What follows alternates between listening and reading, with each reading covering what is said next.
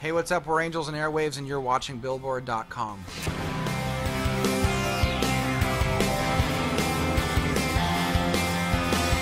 So when Angels and Airwaves started, I realized very quickly that this was going to be an uphill battle. Like, we had no fans when we started. We were brand new. So I just figured we could try out anything. There were no rules.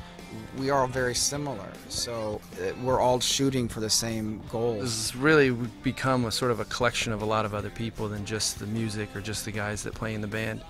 And by doing that, we've created all these different platforms to express all different mediums of art. It's hard to feel like you're not going to be able to express yourself in some other way, whether it be a remix or pieces, you know, actually doing, you know, that's what's fun about one of the elements of doing the movie was a lot of the scoring of the movie. I mean, I can't imagine anybody within this group, and not just the four of us, but all these people, you know, whether it's graphic artists, writers, photographers, people that we've worked with, we've really created a real network of people. It'd be hard for any one person, be it even one of us, to get bored. Take off the gloves. We fell in love by the side of the road. This desert will break you down. The Blink thing's awesome because the best thing about it is mending those relationships. You know, when Travis survived the plane crash, it became a great opportunity for us to come back together and to fix all those kind of broken fences that we had.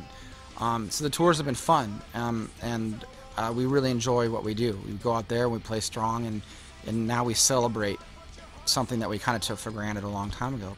When we were recording the last Blink record, I was just we were all working on different schedules. Travis was going out doing his tour. Mark was flying out to New York he does a TV show.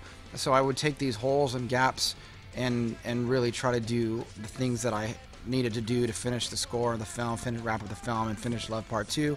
And when we were all together with the Blink world, we would be working on the Blink songs. But we took a long time on that, so it created a lot of space, which was great because it gave me the ability to finish up all these things that I had going on.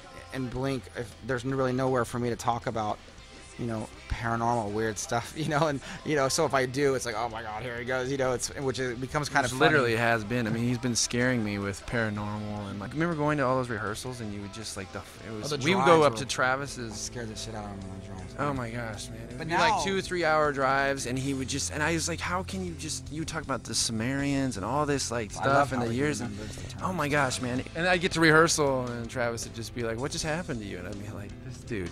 Like, I just had to spend 3 hours in the car with him, and he just told me about the end of the world, which didn't happen. It didn't happen. But I was on to some new shit. You're all I desire, and you.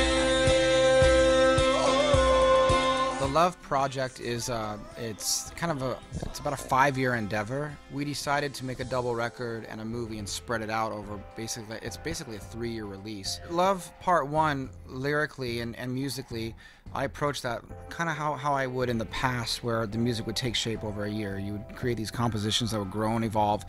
Lyrically, I tackled themes that you would take just from the idea of what love is. The movie itself is about a guy that loses contact with the earth and lives in isolation for 7 years, and then has the grand experience of something beautiful at the end of the film that speaks to the importance of human connection. So on Love Part 2, our goal was to take a word that's been used so many times in everyday language and books and music and whatever, and grow it into something much more almost esoteric. We start touring in January, so just in a couple months we're going to get off the ground here and get going, and we will start breaking apart the globe region by region. Everything I said I want to do with this band, I've done. It's just taken me, granted, a little bit longer, but we've pulled it off, you know, and I just feel like this is our year to hold up that flag and say, just give us a shot. You know, we're doing some really great things over here. And it's just exciting. It's like really exciting this year for us. Hot fire.